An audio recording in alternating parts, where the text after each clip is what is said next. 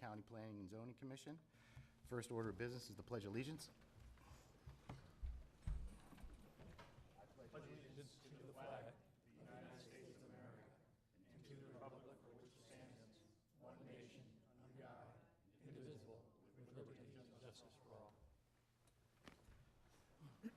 Next order of business, are there any additions or deletions to the agenda?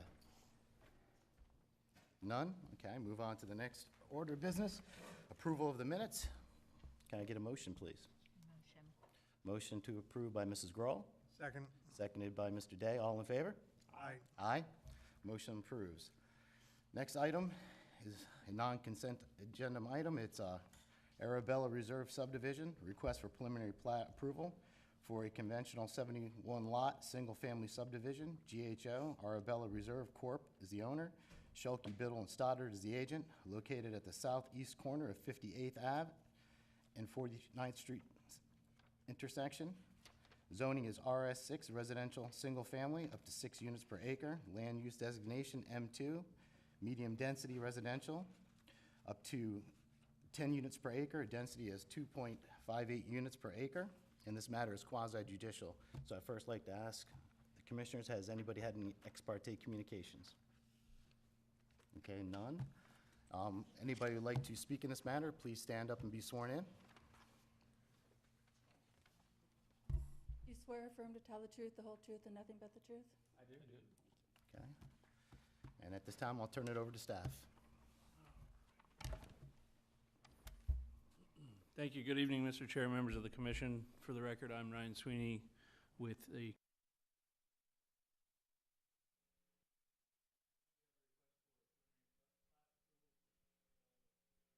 subdivision. Here's a summary slide. Again, the overall site size is 27.5 acres and a total of 71 units are proposed. The proposed density is 2.58 units per acre. The site is zoned RS6 and has an M2 comprehensive plan land use designation. The site is located at the southeast corner of 58th Avenue and 49th Street, and again is zoned RS6.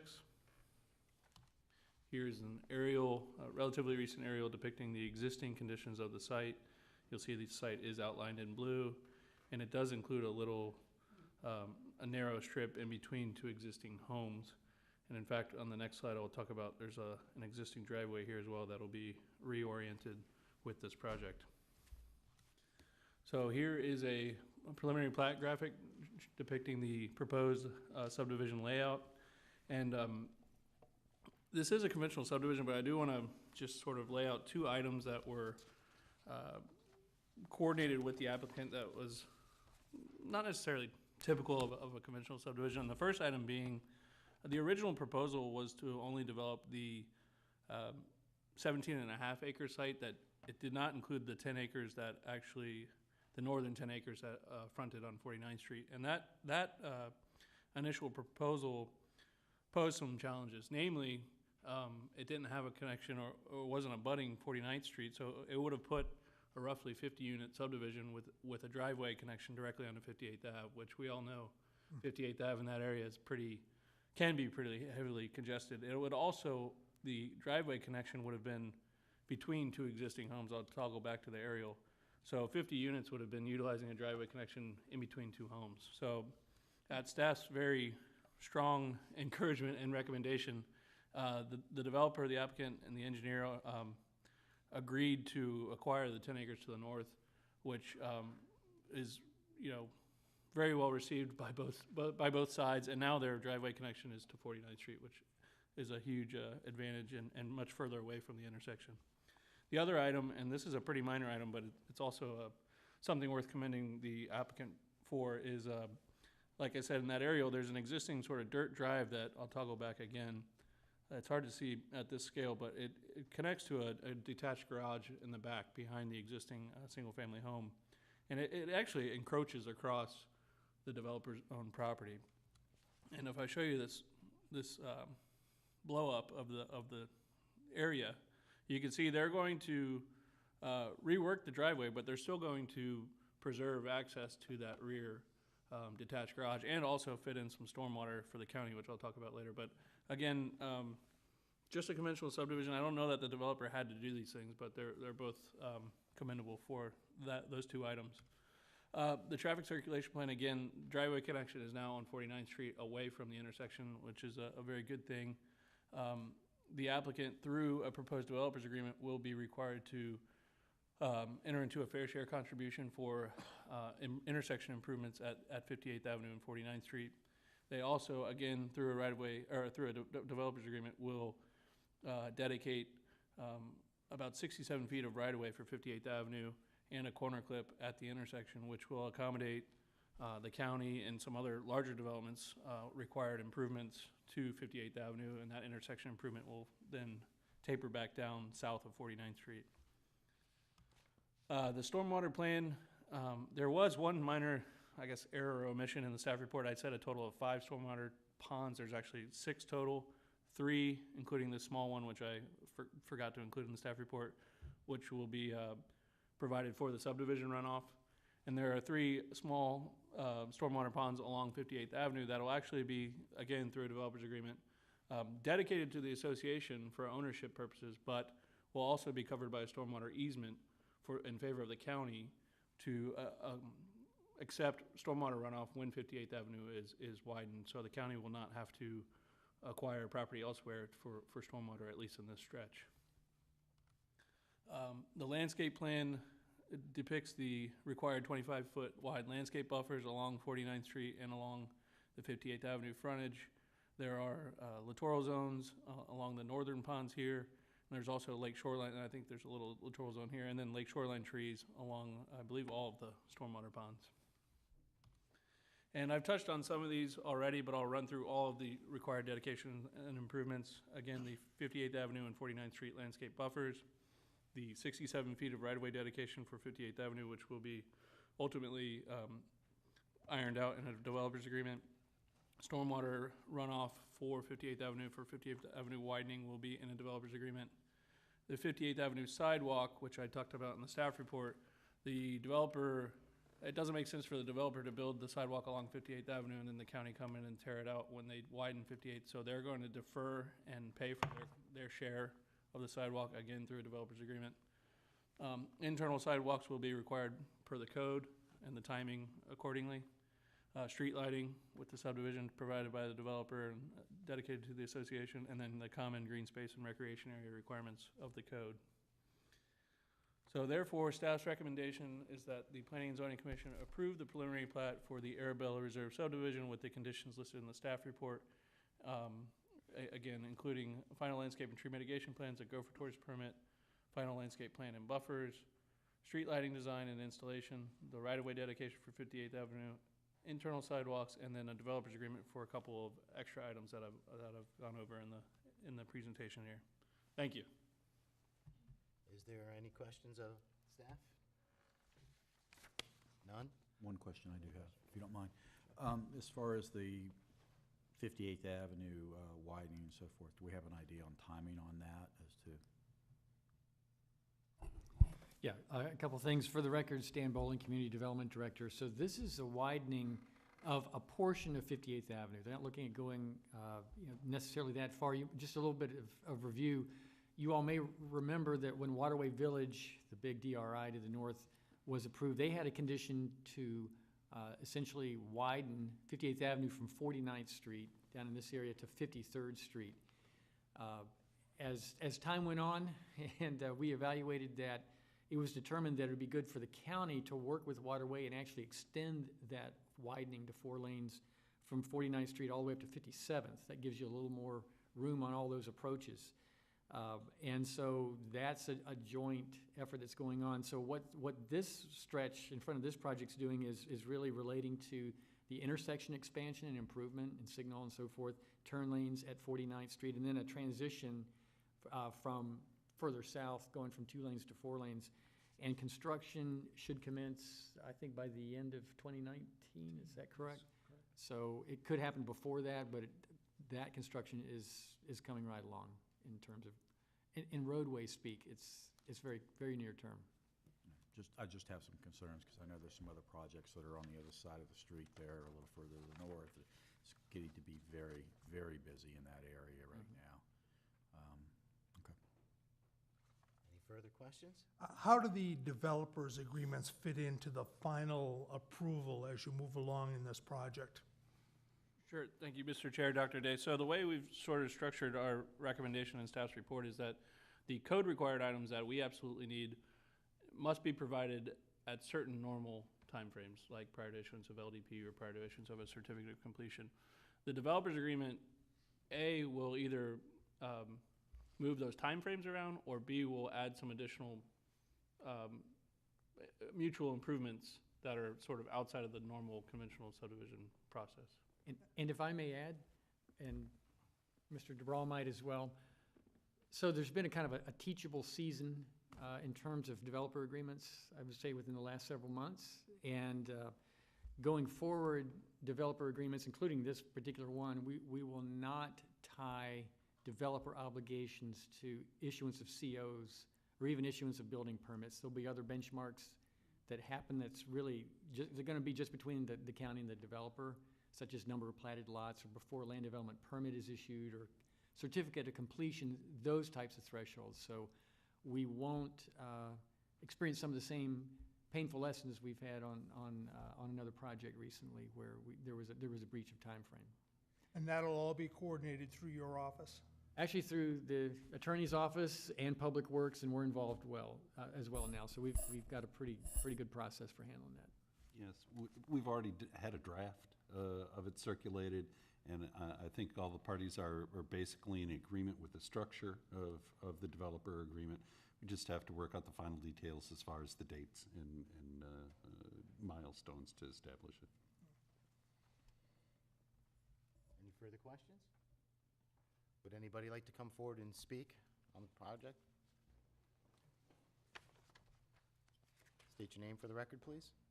Hello, my name is Joseph Schulke, Biddle and Stoddard, Vero Beach, Florida. I'm here representing the applicant. I just wanted to really come up here just to say, one, staff did a great job with the review. We agree with everything they say in the report. But I just want to say one thing. I wanted to tell P&Z, it was really a great experience with this developer's agreement in this particular case. And I'd probably like to commend especially Rich Spirica and Public Works Department, because it was only a few months ago that they said, hey, we need 5 acres of property, or not 5, but some acres of property for stormwater for 58th Avenue. And also I should commend my client for going right in. We talked to Rich Spirica, and we worked something out really quick that's benefiting the county, it's benefiting my client, and we think it's a really good job. It came together really quickly, which a lot of times doesn't happen. And I think Rich Spirica is a pretty good leader in the Public Works Department, and this is successful so far, very successful. So just wanted to add that. And if you have any questions, I'd Questions of Mr. happy Schulke? to answer them. No, sir? Okay. Thank you. Okay, at this time, does anyone like to make a motion, or? Anybody else from the audience? That's it? I'll make a motion to approve with staff recommendations. I'll second. Okay, Mr. Stewart made a motion to approve the staff recommendation. Mrs. Waltrip made a second. All in favor? Aye. All against? Okay. Ayes have it unanimously. The next order of business, public hearing. Harmony Reserve PD request to rezone approximately 2.1 acres from RS3 residential single family up to 3 units per acre and RM6 residential single family up to 6 units per acre to PD Plan Development Residential, and to modify the conceptual and preliminary PED plan approvals for the project known as Harmony Reserve PD. Harmony Reserve LLC owner, Schulke Biddle Stoddard LLC is the agent. The 2.18 acres is located on the south side of 37th Street and west of 59th Avenue. Zoning is RS3 residential single family up to 3 units per acre, and RM6 residential single family up to 6 units per acre. Land use designation is L2 low density up to 6 units per acre. Density is 3.32 units gross per acre. This matter is quasi judicial, so I'd like to start off by asking if anybody's had any ex parte communications. None? Everybody who would like to speak on this matter, please stand up and be sworn in. You swear affirm to tell the truth, the whole truth, and nothing but the truth? I do. This time we'll turn it over to staff. Thank you, Mr. Chairman. For the record, John McCoy with the County Planning Department. And this is a request for an addition to the Harmony Reserve design, and it basically affects Phase 3. And it's a request to revise Phase 3 and then add an additional approximately 2 acres to the project site, which has been an enclave, and that addition will need to go back through the PD rezoning process. So, and let me just take a moment and explain the PD rezoning process. Essentially, the Planning and Zoning Commission is to consider at a public hearing, which we're doing tonight, and then make a recommendation to the Board of County Commissioners, and the Board of County Commissioners is to take final action. What you all are also considering here tonight is the revised preliminary plat that incorporates those approximately additional 2 acres and actually take action on that subject to the board's action on the the rezoning application. So if you all approve it, subject to the board's action on the rezoning, they approve the rezoning, then the preliminary, your action on the preliminary plat will become effective. With that, I'd like to actually show you where it's at. And the subject site consists of actually 2 parcels, and it's a little over 2 acres, 2.1 acres, and it's just south of 37th Street, essentially fairly close to the center of the Harmony Reserve project. And then there is a remaining parcel to the south of that that actually has access from 59th Avenue. So these are the 2 parcels to be included, and they are, one is zoned RM6 and the other RS3. So those are to be incorporated in the project. To the north of 37th Street is predominantly large lot, single-family residential. And then you can see on the zoning map the area that's been platted to date within the Harmony Reserve and the surrounding properties to the east and west and south. This is a land use map, and it gives you just kind of a broader context so you can see development in the area. And there is a lot of development in the area that is consistent with the Harmony Reserves. And with that, I'll go to the next slide, and this is an aerial of the subject site. Again, you can see the development that's occurred on the subject site to date. It's a fairly recent aerial that should be January of 2018. You can see the area to be incorporated, which was presently developed as a couple single-family homes, although owned by the Breath of Heaven and used consistent with single-family homes for 2 dwelling units. The subject part, so will now be, or 2 parcels will be incorporated, but that leaves the remaining enclave parcel, which again is accessed to 37th Street from 59th Avenue, and that access will continue as part of the overall platted and platted areas.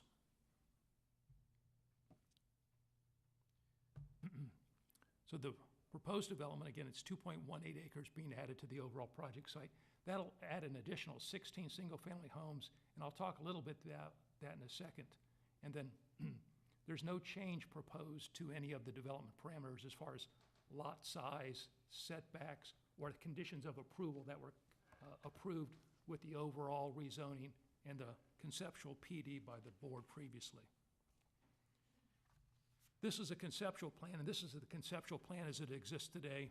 And again, in yellow is the subject site.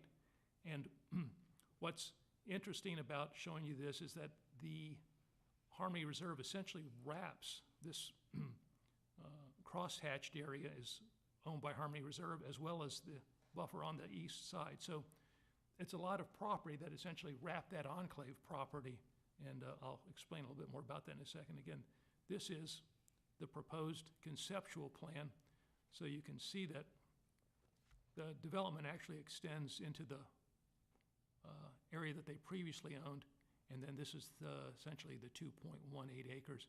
The red clouded area just sort of denotes the overall area that it falls within. And I'm going to show you the preliminary plat, just a little more detail, and I should apologize in advance. The I apologize. north is now turned right. Yes, it's disorienting. North is now to the right, and I try not to do that, but it lays out better that way, so apologize for that. 37th Street is now to the north arrow, subject site, and this is the existing design. Again, with essentially buffers wrapping the enclave parcel. So, again, north is to the north is to the right, 37th Street is to the north, and the subject site is in yellow. And talk a little bit about, this is a buffer that gets extended along 37th Street, so it'll be the same buffering. It'll be a 6-foot type B buffer, 25 feet wide. There will also be increased buffering for the not included parcel along the north perimeter. Right now, the subject properties were much closer, so there'll be a broader setback, wider setback, and buffering within this, and the further single-family lots will extend to the south to this point right here, so it's a wider buffer. The other thing that this slide points out well is the redesign, essentially with the 2 acres, nets you 16 lots, new 16 lots, but they're not all on the 2 acres. It allowed them to make better use of their existing property, and that's how the 16 lots essentially came to be from those 2 acres, because it's a, you get a lower yield otherwise. With that, I'd like to talk a little bit about the existing waivers, and these will not be modified, but these are what was approved with the original PD, and it was lot sizes that range from 6,200 square feet to 8,000 square feet, minimum lot widths of 50 feet to 65 feet wide, front setbacks that range from either 13, 20, or 25 feet, side setbacks that are either 5 or 7 feet, a maximum lot coverage that extends up to 36% of the lot, and, maximum building coverage extends up to 36% of the lot, and maximum lot coverage extends up to 80% of the lot. And that allows them to basically aggregate the green areas in bigger, more meaningful areas. With that, I would like to get to the staff's recommendation, and staff does recommend that the Planning and Zoning Commission grant preliminary PD plan approval, again, subject to the board's action on the rezoning application, and then make a recommendation that the board approve the rezoning, again, subject to all the original conditions and approvals that went with the original conceptual plan and rezoning. Thank you. Any questions of staff?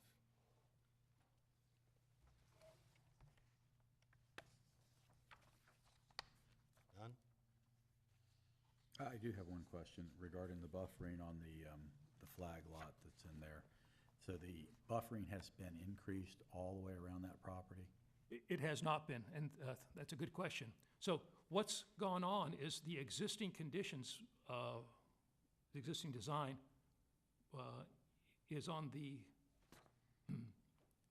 got my north turned right, so it's on the west, the south, and the east sides, and the buffering will be increased on essentially the north side, where the new design is essentially taking effect. So these buffers are essentially the same or similar to the, this design doesn't change as you get down here.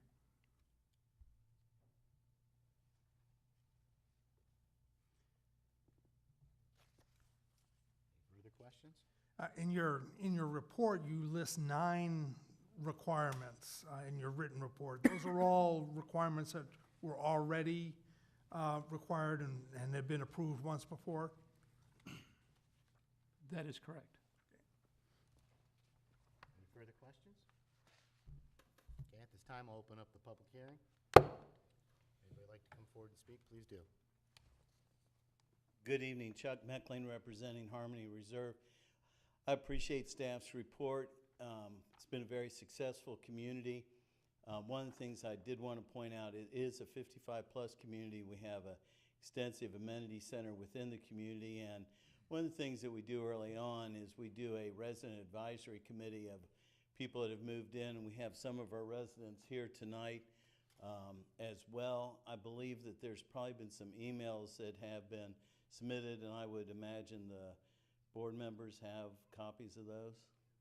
We have not distributed those, although I have received several, at least 3, maybe 4 emails in support of the project.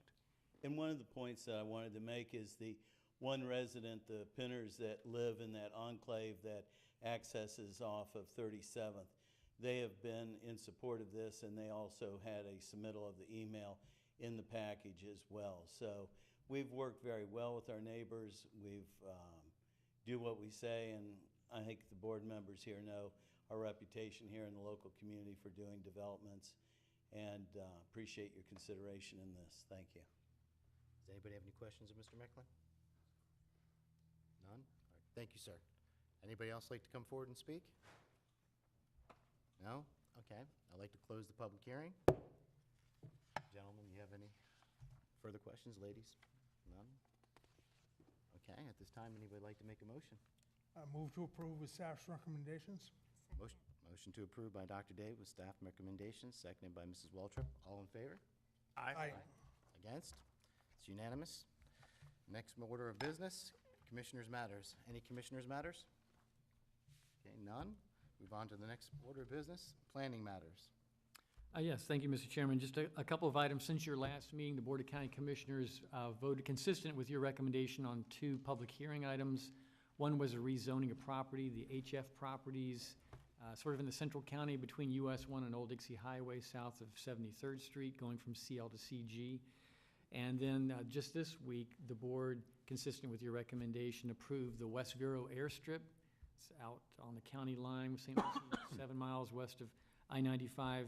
And just as an update to you all, the applicant has already worked out, in between your meeting and the board meeting, worked out reciprocal easement agreements with adjacent property owners to include them with the ability to use that airstrip. So that all went as you all recommended. And that's all that I have, Mr. Chairman. Sir? Attorneys' Matters? None, sir. Meeting adjourned.